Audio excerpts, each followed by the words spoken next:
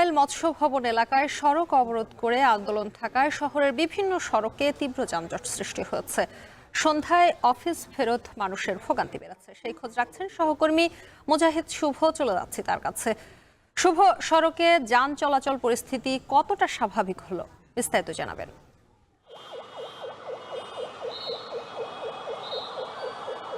শম্পা, বৃষ্টি এবং বিক্ষোভ আজ একাকার। বিক্ষোভ তো আমরা দেখছি কয়েকদিন ধরেই। আমরা রাজধানীর কয়েকটি গুরুত্বপূর্ণ সড়কে ইন্টারসেকশনে বিএনপি এবং ছাত্র দলের নেতাকর্মীরা কিন্তু তারা আন্দোলন করছেন।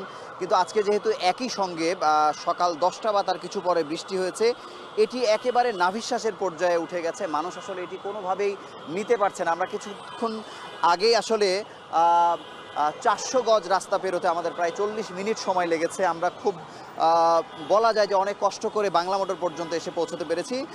তবে বিকেল 5টার পরে দুই জায়গা থেকে কিন্তু বিএনপি নেতা ইশরাক হোসেন এবং ছাত্র দলের পক্ষ থেকে যে রাস্তা ছেড়ে দেওয়া হয়েছে, তারপর থেকে পরিস্থিতি কিছুটা উন্নতি হচ্ছে। সেই উন্নতির পর্যায়টা এমন যে একদিকের রাস্তা হয়তো ফাঁকা আছে, আর একদিকের রাস্তায় হয়তো তীব্র যানজট আপনি দেখতে পাচ্ছেন আমার সামনের রাস্তায় আছে। কিন্তু এই পরিস্থিতির পরিবর্তন হতে বলা যায় যে এখন থেকে আরও ঘন্টা দুয়েক সময় লাগবে। কিন্তু কারণ হচ্ছে যে 5টায় যখন তারা রাস্তা ছেড়েছেন ওই সময়ে কিন্তু মানুষ কেবল অফিস থেকে বের হওয়া শুরু করেছেন।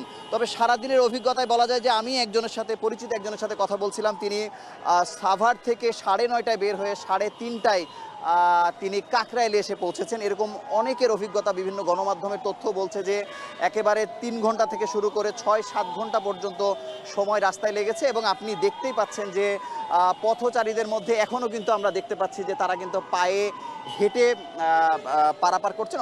অর্থাৎ দূর যাত্রায় যারা যাবেন তারা গাড়ির ভরসা ছেড়ে দিয়ে তারা হেঁটে দূরের পথে যাওয়ার চেষ্টা করছেন। তবে ঢাকাবাসীর জন্য এখনই কোনো সুখবর নেই, কারণ যেহেতু সামনে নির্বাচন, যেহেতু নানাগুলো বিষয়ে অনেকগুলো রাজনৈতিক দলের মধ্যে এক ধরনের মতানৈক্য সৃষ্টি হচ্ছে, সরকারের সাথে এক ধরনের বিভেদ তৈরি হচ্ছে, সে কারণে বলা যায় যে এই পরিস্থিতি খুব সহসাই পরিবর্তন হবে বলে আসলে আশা করা যাচ্ছে না। তবে আজকের দিনটি একেবারেই আসলে ব্যতিক্রম ছিল। বৃষ্টির কারণে আমরা সবসময়ই দেখি যে ঢাকা শহরে একটু বৃষ্টিতে যেমন যানজটের সৃষ্টি হয়, আজকেও কিন্তু সেই বৃষ্টির ভোগান্তি মানুষ যেমন নিয়েছে, সেই ভোগান্তির সাথে আন্দোলন বিক্ষোভ এগুলো তো চলছেই।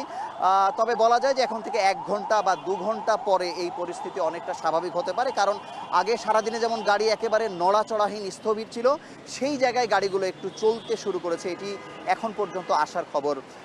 শম্পা, রাস্তা অবরোধ করে রাজধানীতে বিভিন্ন জায়গায় আন্দোলন হওয়ার কারণে বিভিন্ন সড়কে তীব্র যানজট সৃষ্টি হয়েছে, সেই খবর জানাচ্ছিলেন সহকর্মী মুজাহিদ শুভ।